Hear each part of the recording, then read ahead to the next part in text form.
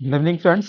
आज हम लोग फिर से शुरू करेंगे। आज का हमारा वीडियो करंट अफेयर्स का रहेगा। और जैसा कि मैंने पहले भी कहा था कि एनवायरनमेंट इकोलॉजी जो है वो करंट अफेयर्स के मामले में बहुत ही सेंसिटिव और इम्पोर्टेंट क्वेश्चंस होंगे। इसलिए आज का भी जो वीडियो होगा वो जो करंट अफेयर्स होगा वो भी इन्वायरमेंट और इकोलॉजी से संबंधित होगा। तो इसी संदर्भ में हम लोग आगे चलते हैं और आज का पहला क्वेश्चन देखते हैं कि हाथी संरक्षण समिति की बैठक कहाँ हुई थी। देखिए, पहला चीज़ एक तो ये करंट अफेयर्स का आप लोग याद रखेंगे कि हमारे जो पर्यावरण मंत्री हैं उनका नाम क्या है। तो पीछे हम लोग कई बार डिस्कस कर चुके हैं। तो उनका नाम है भूपेंद्र यादव। तो भूपेंद्र यादव जी ने इस हाथी संरक्षण समिति के जो बैठक की थी वो देहरादून में की थी। अगला प्रश्न होगा कि यूएनएफसीसीसी के अंतर्गत वार्षिक जलवायु सम्मेलन 2024 कहाँ हुआ। यूएनएफसीसीसी का आप फुल फॉर्म याद रखेंगे, United nation framework on climate convention on climate change. United nation framework on convention on climate changes के अंतर्गत वार्षिक जलवायु सम्मेलन 2024 कहाँ हुआ था। तो इसका जो सही उत्तर होगा वो होगा बी, बॉन। बॉन में हुआ था।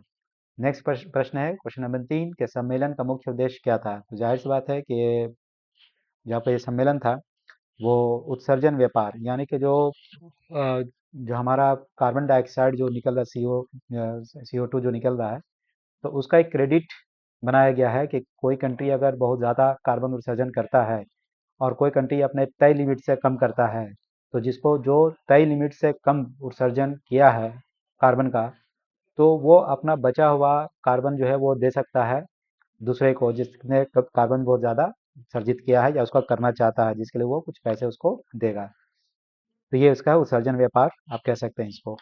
अगला प्रश्न है क्वेश्चन नंबर 4 कि भारतीय संरक्षण सम्मेलन 2025 कहाँ आयोजित हुआ। तो क्वेश्चन नंबर ये 4 का जो सही आंसर होगा वो होगा बी, देहरादून में होगा। देखिए, देहरादून में ये अक्सर आप जितने भी अभी क्वेश्चन देखेंगे उन सब का जो सम्मेलन देहरादून में किया गया है, तो इस बात को थोड़ा ध्यान रखेंगे। अगला प्रश्न है कि भारतीय संरक्षण सम्मेलन 2025 में कितने से अधिक के शोधार्थी सम्मेलन शामिल हुए थे। तो 200 से अधिक के, बल्कि इसका जो सही उत्तर होगा वो 500 से अधिक होगा। 200 से अधिक नहीं बल्कि 500 से अधिक लोगों ने उसमें शामिल हुए थे। अगला प्रश्न है कि भारत वन्यजीव संस्थान कहाँ स्थित है। तो आप जानते हैं कि भारत वन्यजीव संस्थान जो है वो देहरादून में है। इसका जो सही उत्तर है वो देहरादून होगा। अगला प्रश्न है कि सबसे अधिक डॉल्फिन किस नदी में पाई जाती है। ये तो बहुत सिंपल सा क्वेश्चन है और आपको इसका आंसर आपको मालूम होगा कि गंगा में है। सबसे अधिक डॉल्फिन किस नदी में पाई जाती है, तो गंगा में पाई जाती है। गंगा डॉल्फिन का वैज्ञानिक नाम क्या है।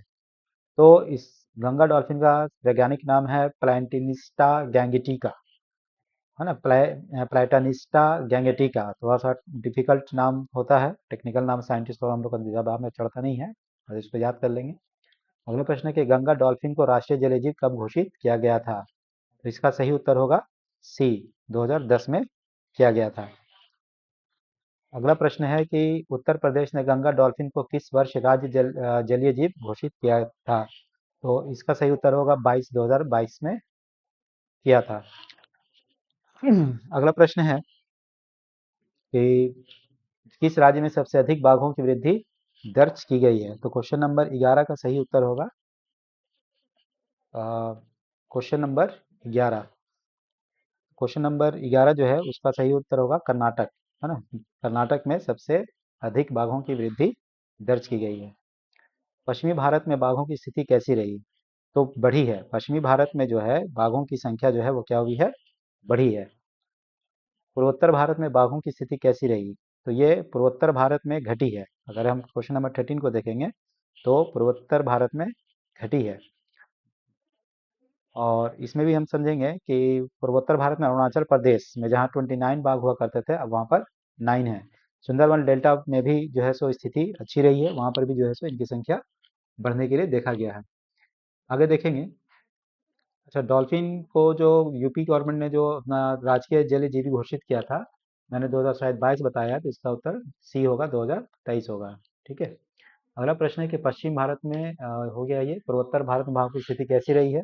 तो मैंने कहा अभी घटी है, जबकि पश्चिमी में बढ़ी है। पर्यावरण दिवस 2025 पर किस राज्य ने प्लास्टिक रोक अभियान चलाया है। तो इसका जो सही उत्तर होगा वो ए होगा, केरल। कह रहा है कि इस अभियान का मतलब कि ये जो पर्यावरण दिवस पर प्लास्टिक रोक अभियान जो चलाया गया है, इसमें इस अभियान का मुख्य उद्देश्य क्या था? तो देखिए, इसका जो सही आपको जैसे जानते हैं कि रिसाइकलिंग करना, मतलब जो हमारा जो गार्बेज होता है उसका रिसाइकलिंग किया जाए। क्योंकि देखिए ज़रूरत है तो वो तो फिक्स है ना? और हमें चाहिए कि जो भी हमारे जो गार्बेज हैं यानी कि जो प्लास्टिक हैं उसका हम लोग दोबारा यूज़ कर सकें, ये बेहतर ऑप्शन होगा। क्वेश्चन नंबर 16 है कि भारत का पहला हाइड्रोजन ट्रक किसने टेस्ट किया? तो टाटा मोटर्स ने किया। भारत का पहला हाइड्रोजन ट्रक जो है वो किसने किया है? तो टाटा ने किया है। अगला प्रश्न है कि हाइड्रोजन ट्रेन का इंजन कितनी हॉर्स पावर का है? तो इसका सही उत्तर है 1200 हॉर्स पावर। ग्रीन मोबिलिटी किससे जुड़ा शब्द है? ग्रीन मोबिलिटी किससे जुड़ा शब्द है? तो क्वेश्चन नंबर 18 का जो सही उत्तर होगा वो है ए, डीजल से। वन्यजीव संघर्ष शब्द किससे जुड़ा है?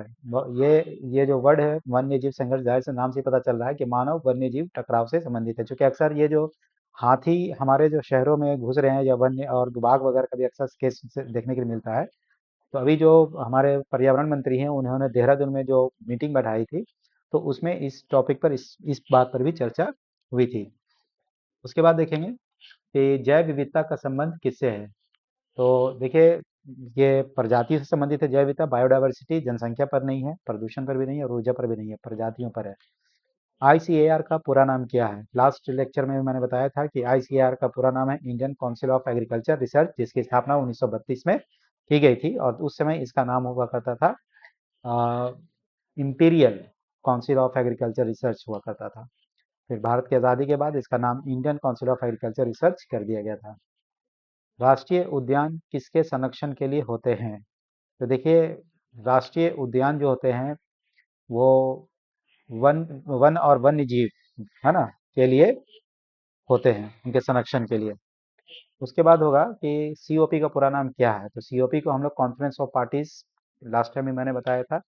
भारत में जैव विविधता संरक्षण का प्रमुख लक्ष्य वर्ष कौन सा है?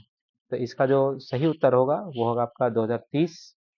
और यह संपूर्ण कंटेंट किस विषय से संबंधित है? जाहिर सी बात है, ये जो अभी आपने पढ़ा वो जो सारा कंटेंट है वो किससे संबंधित है? तो पर्यावरण और वन्य जीव से संबंधित है। तो इसी के साथ आज का हमारा जो करंट अफेयर्स पर्यावरण से संबंधित था उसे समाप्त किया जाता है। धन्यवाद।